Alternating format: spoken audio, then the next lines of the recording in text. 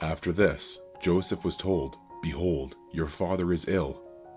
So he took with him his 2 sons, Manasseh and Ephraim.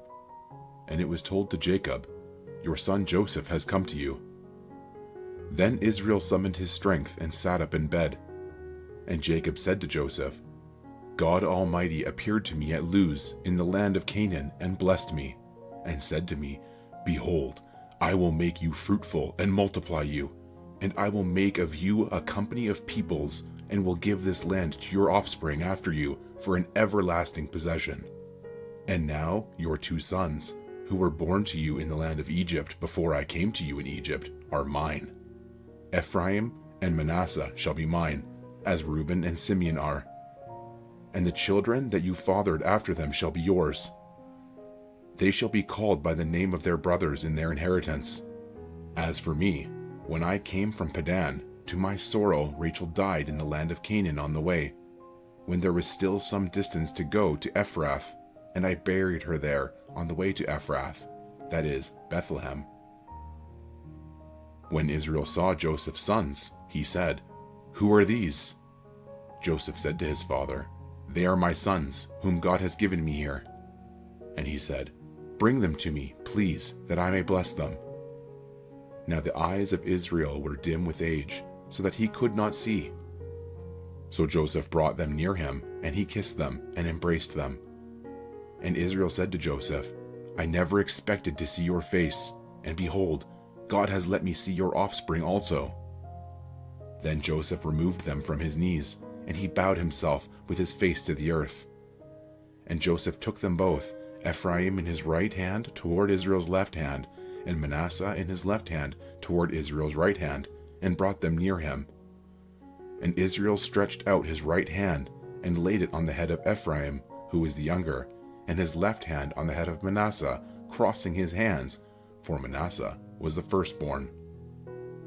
And he blessed Joseph and said, "The God before whom my fathers Abraham and Isaac walked, the God who has been my shepherd all my life long to this day, the angel who has redeemed me from all evil, bless the boys. And in them let my name be carried on, and the name of my fathers Abraham and Isaac, and let them grow into a multitude in the midst of the earth."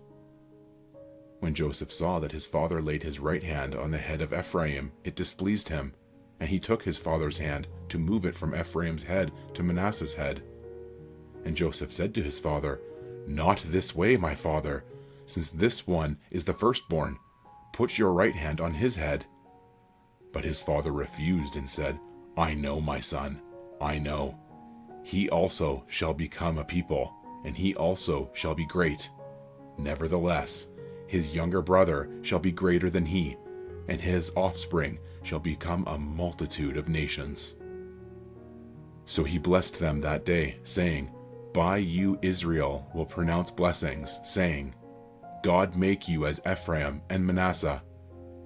Thus he put Ephraim before Manasseh. Then Israel said to Joseph, "Behold, I am about to die, but God will be with you and will bring you again to the land of your fathers. Moreover, I have given to you rather than to your brothers one mountain slope that I took from the hand of the Amorites with my sword and with my bow." Then Jacob called his sons and said, "Gather yourselves together, that I may tell you what shall happen to you in the days to come. Assemble and listen, O sons of Jacob. Listen to Israel, your father. Reuben, you are my firstborn, my might, and the first fruits of my strength, preeminent in dignity and preeminent in power. Unstable as water, you shall not have preeminence, because you went up to your father's bed, then you defiled it. He went up to my couch. Simeon and Levi are brothers. Weapons of violence are their swords. Let my soul come not into their counsel. O my glory, be not joined to their company. For in their anger they killed men, and in their willfulness they hamstrung oxen. Cursed be their anger, for it is fierce, and their wrath, for it is cruel. I will divide them in Jacob, and scatter them in Israel. Judah, your brothers shall praise you. Your hand shall be on the neck of your enemies. your father's sons shall bow down before you. Judah is a lion's cub. From the prey, my son, you have gone up. He stooped down, he crouched as a lion and as a lioness. Who dares rouse him? The scepter shall not depart from Judah, nor the ruler's staff from between his feet, until tribute comes to him. And to him shall be the obedience of the peoples. Binding his foal to the vine and his donkey's colt to the choice vine, he has washed his garments in wine and his vesture in the blood of grapes. His eyes are darker than wine, and his teeth whiter than milk. Zebulun shall dwell at the shore of the sea. He shall become a haven for ships, and his border shall be at Sidon. Issachar is a strong donkey, crouching between the sheepfolds. He saw that a resting place was good, and that the land was pleasant, so he bowed his shoulder to bear, and became a servant at forced labor. Dan shall judge his people as one of the tribes of Israel. Dan shall be a serpent in the way, a viper by the path, that bites the horse's heels, so that his rider falls backward. I wait for your salvation, O Lord. Raiders shall raid Gad, but he shall raid at their heels. Asher's food shall be rich, and he shall yield royal delicacies. Naphtali is a doe let loose that bears beautiful fawns. Joseph is a fruitful bow by a spring. His branches run over the wall. The archers bitterly attacked him, shot at him, and harassed him severely, yet his bow remained unmoved. His arms were made agile by the hands of the mighty one of Jacob. From there is the shepherd, the stone of Israel. By the God of your father, who will help you, by the Almighty, who will bless you with blessings of heaven above, blessings of the deep that crouches beneath, blessings of the breasts and of the womb. The blessings of your father are mighty beyond the blessings of my parents, up to the bounties of the everlasting hills. May they be on the head of Joseph, and on the brow of him who is set apart from his brothers. Benjamin is a ravenous wolf, in the morning devouring the prey, and at evening dividing the spoil. All these are the 12 tribes of Israel. This is what their father said to them as he blessed them, blessing each with the blessing suitable to him.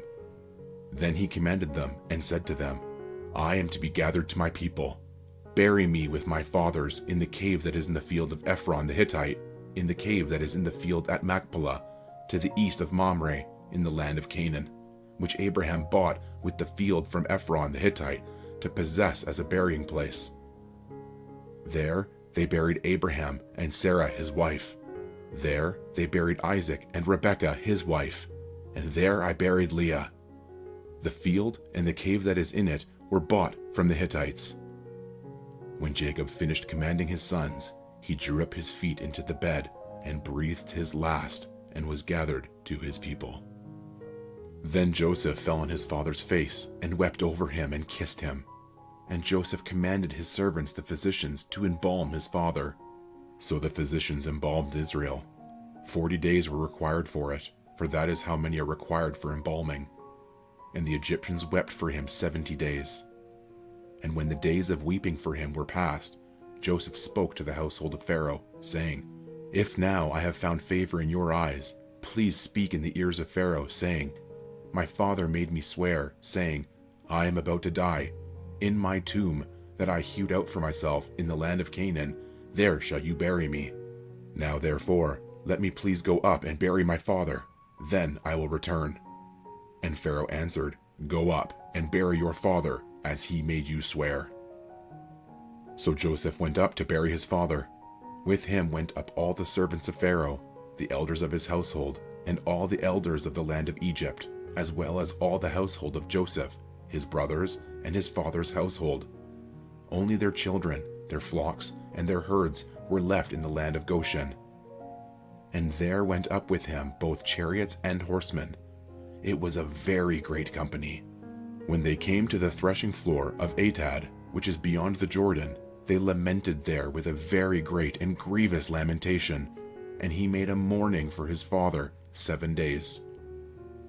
When the inhabitants of the land, the Canaanites, saw the mourning on the threshing floor of Atad, they said, This is a grievous mourning by the Egyptians. Therefore, the place was named Abel Mitzrayim. It is beyond the Jordan, Thus his sons did for him as he had commanded them, for his sons carried him to the land of Canaan and buried him in the cave of the field at Machpelah, to the east of Mamre, which Abraham bought with the field from Ephron the Hittite to possess as a burying place. After he had buried his father, Joseph returned to Egypt with his brothers and all who had gone up with him to bury his father. When Joseph's brothers saw that their father was dead, they said, "It may be that Joseph will hate us and pay us back for all the evil that we did to him." So they sent a message to Joseph, saying, "Your father gave this command before he died. Say to Joseph, 'Please forgive the transgression of your brothers and their sin, because they did evil to you. And now, please forgive the transgression of the servants of the God of your father.'" Joseph wept when they spoke to him.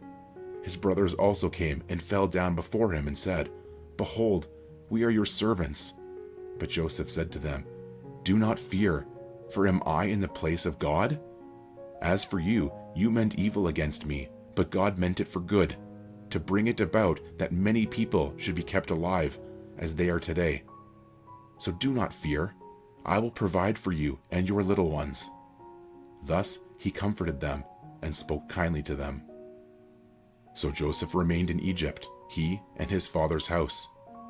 Joseph lived 110 years. And Joseph saw Ephraim's children of the third generation. The children also of Machir, the son of Manasseh, were counted as Joseph's own. And Joseph said to his brothers, "I am about to die, but God will visit you and bring you up out of this land to the land that he swore to Abraham, to Isaac, and to Jacob." Then Joseph made the sons of Israel swear, saying, "God will surely visit you, and you shall carry up my bones from here." So Joseph died, being 110 years old. They embalmed him, and he was put in a coffin in Egypt.